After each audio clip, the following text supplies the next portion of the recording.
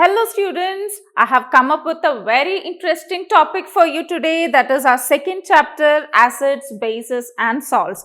Hope you remember everything whatever you have learned in your first chapter about chemical reactions and equations. So in this chapter we are going to apply whatever chemical reactions we have written in our first chapter.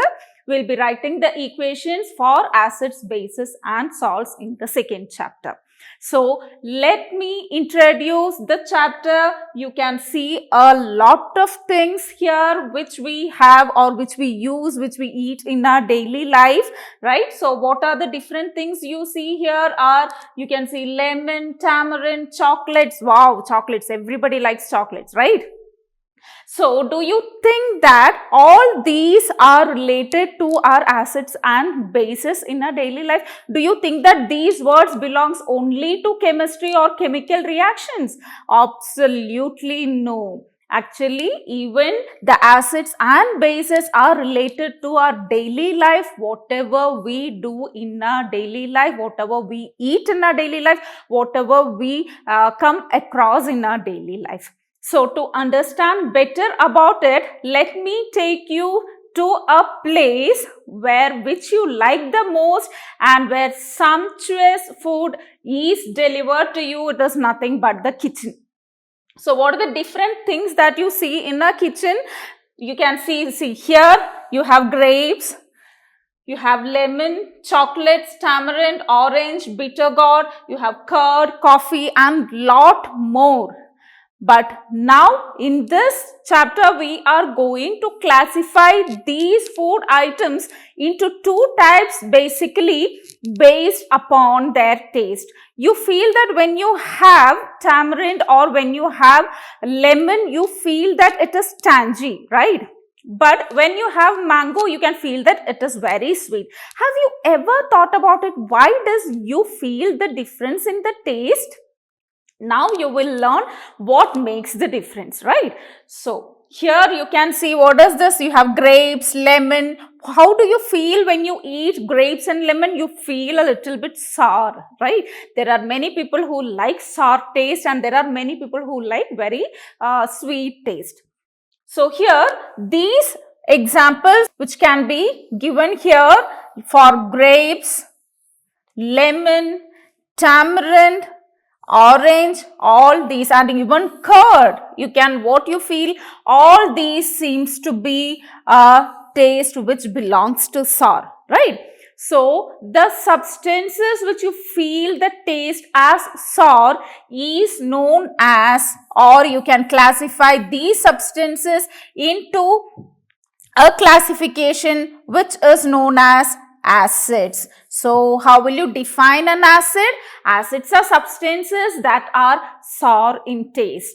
Now, what is left behind? You can see you have dark chocolates, you have bitter gourd. Yuck, bitter gourd. Hope many of you don't like bitter gourd, but definitely it is very good for health, so don't avoid it.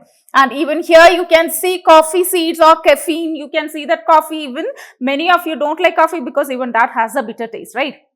So now we are going to, as I have told you earlier, we are going to classify on the basis of the taste here. So one type or one classification we have already done, that some of the substances are sour, which we classify into the acids.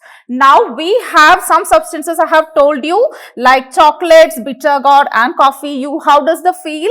How is the taste? You feel that they are bitter. So the substances that you feel bitter are classified under the name called as bases. So now what we have done is the classification of acids and bases on the basis of what? The taste. Now let me go to the types of acids. The first part is about the types of acids. We have two types of acids. The first one is called the natural acid and the second one is called as the mineral acids. So the name itself will make you understand what do you mean by a natural acid, right? So any acids that are obtained from the natural sources which you see around you are nothing but the natural resources around you, right? So any substances that you see around you or which is obtained from the natural sources are called as natural acids. Now we will see what are the different types of natural acids especially in the food we eat and many of the substances that we use in our daily life. So yes, so you know the citric fruits, citrus fruits like orange, lemon, etc. contains the acids which are known as citric acid. Then we have tamarind and grapes where the name of the acid inside them is called as tartaric acid. The third type of acid is lactic acid which is present in milk and curd. Then we have oxalic acid which is found in tomatoes. And we have acetic acid. This is nothing but we have vinegar. So acetic acid is another or the chemical name for vinegar. Then we have formic acid. You can see an ant sting or an ant is coming and biting this boy. So what happens? You feel an itching sensation when the ant bites. So why does it happen is due to the release of formic acid. So the acid present in ant sting is formic acid. So these are nothing but classified under a type of acid which is called as organic acids. So natural acids can also be called as organic acids. Now we have the second type of acids which are called as mineral acids. Where do you get the mineral acids from? We obtain the mineral acids from the minerals. Okay. So the acids that are obtained from the minerals are called as mineral acids. And here one more thing you have to be clear with, organic acids are not harmful, or I can tell you they are not at all corrosive in nature. But mineral acids are corrosive in nature. What do you mean by the word corrosive? Corrosive means when a drop falls on your skin, it gets burnt. So that is known as corrosive. Usually mineral acids are corrosive in nature, but organic acids are non-corrosive. That's the reason why you eat the substances that contains acid, or you can call them as they are mild acids. Now we have bases. The second part of the chapter is about the bases. What do you call bases as? Bases are the compounds which give hydroxide ions in water solutions. So let me go back here in the mineral acids or the acids. Here you can see there are some H plus ions present in them. Okay. So how can you define an acid is that an acid is any substance that give hydroxide, that can give H plus ions or hydrogen ions in solution. For example, if I take HCl, this will dissociate as H plus and Cl minus ion. Now we will go to the bases. Bases are the compounds which gives hydroxide ions in water solution. So what is hydroxide ion? Hydroxide, here you can see OH minus ions. So I'll take the example of sodium hydroxide. When this is dissolved in water, this will dissociate into Na plus and OH minus ions. So this OH minus is termed as hydroxide ions. So how will we define a base now? A base is any substance that gives hydroxide ions in solutions. So this is general definition for acids and bases.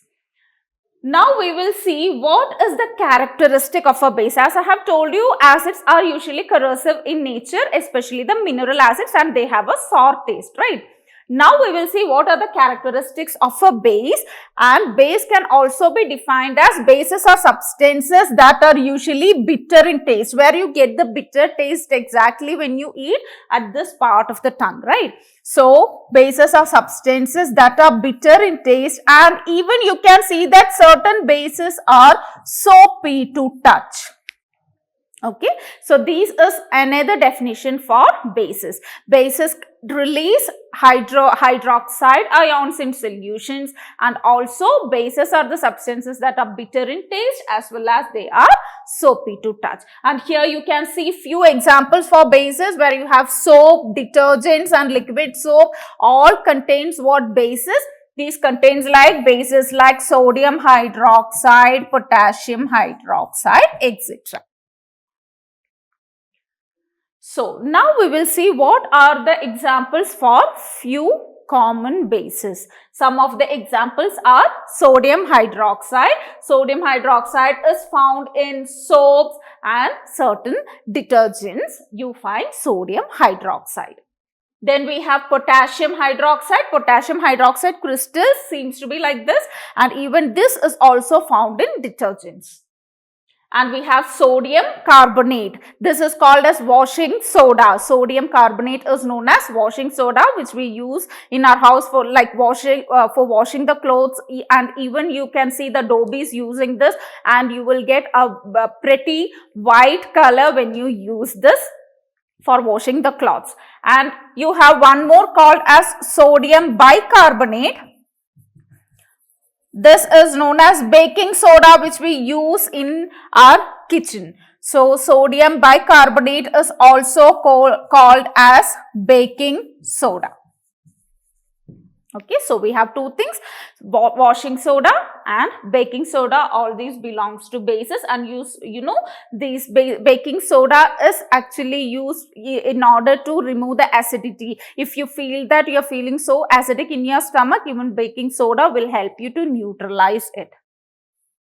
And not only this, many bases are used to neutralize it. So, neutralization you will study in the coming up sessions. Now we have different salts. So these are the general definitions what I am giving for you now. It is about the general definition for acids, bases and salts. So how are you getting the salts? You can see pretty blue, yellow color and white color over here. They are nothing but the crystals of the salts you can see. The first one is an example for sodium chloride. And second one, the blue color is copper sulfate, and you can see here the potassium nitrate. So all these are nothing but they are called as salts. You can see that there is no H plus ions or OH minus ions present here, right? But in acids you can see that H plus ions were there. In bases you had OH minus ions. Can you see any type of that salt here? No, these are salts. So how do you obtain the salt? Is by removing the H plus ions from an acid by a metal. So in all the examples you can see a metal over here. What is the metal you can see in this? You can see Na. How do you obtain this? Sodium hydroxide reacts with HCl will give you sodium chloride. So here this H plus is removed and OH minus is removed, so that it is removed as water molecule. So what is left behind is NaCl, which is called as sodium chloride. Similarly, by the reaction of copper hydroxide and sulfuric acid, you can get copper sulfate. So in all the cases, what you can see is the position of metals here.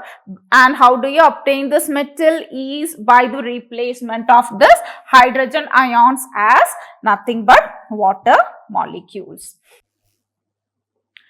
So hope you all enjoyed this video and it was very informative to you. For more conceptual videos, do like and subscribe our Vidwat Learning app.